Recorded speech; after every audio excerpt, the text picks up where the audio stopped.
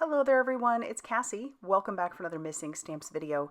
Today we're going to be making a Christmas card but using a variety of products. So I've brought in this Ice Day stamp set. We're only going to be using some of the little products in there or the little stamps in there that would indicate that this is Christmas, so hats and presents.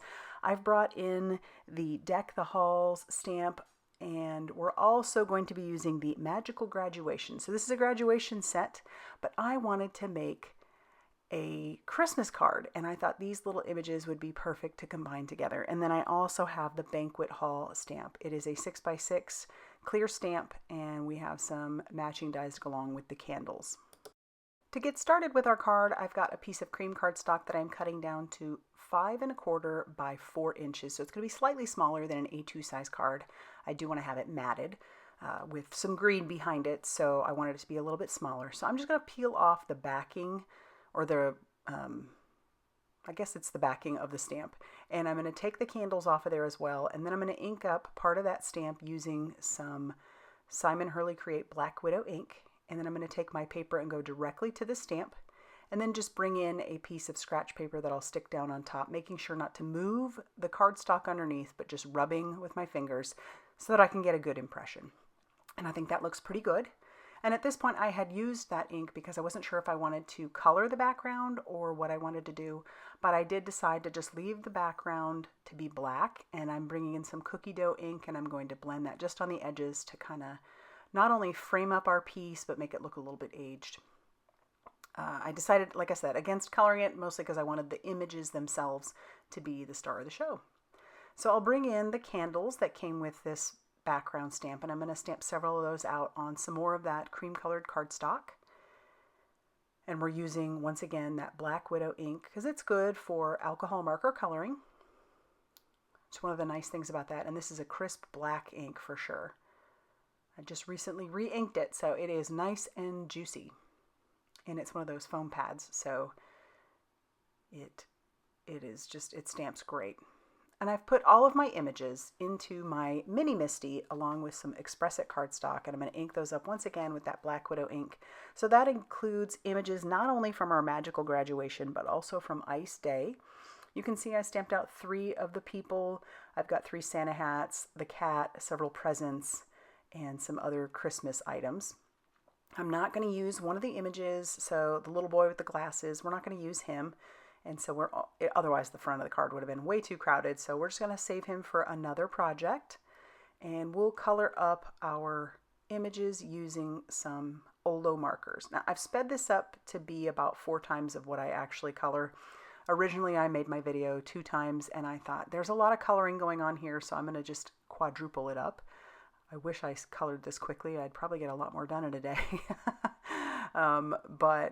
So yeah, and I'm going to put all those colors up on the screen for you. I decided to use some red grays. They are so pretty.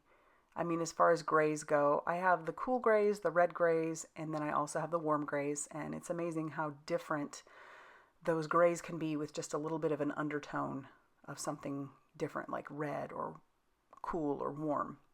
So we're going to color all of their robes to be black. And this is a magic stamp, and like I said, it's graduation. So I love the idea of taking the stamps that you might have and using them for more than what they're intended. So while this is a graduation stamp set, I thought how fun would it be to turn this into a Christmas card just by using, going and looking at the stamps I already had and mixing and matching. And that Ice Day was perfect because it also had little stocking hats, which I'm going to make into Santa hats. And then you've got the little ice cream, or not ice cream, but the candy cane. You have the little fish, which goes perfect for the cat. And then it also had presents in there. So it was like these two were just screaming to be used together. So we're coloring up their faces, and then we'll work on the hair. But I thoroughly enjoyed coloring these out and just kind of in my mind thinking about how they were going to come together to be a nice little Christmas scene. So go through what you have, take a look. You might be really surprised by how many of the stamps that you have that you could turn into something holiday related just by mixing and matching.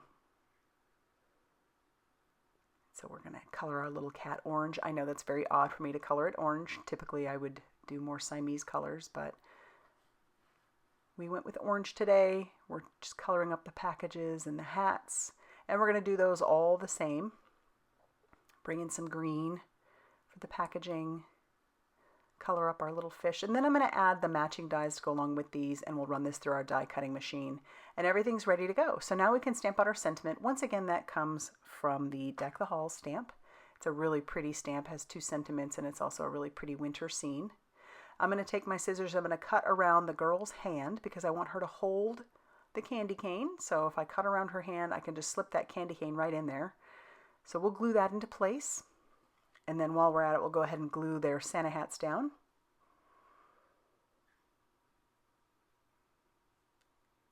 And then we can add the little fish to our cat, like he got a little present too. It was just fun when I found that there were Santa hats in there, and I thought, oh my gosh, it's like they're made for each other.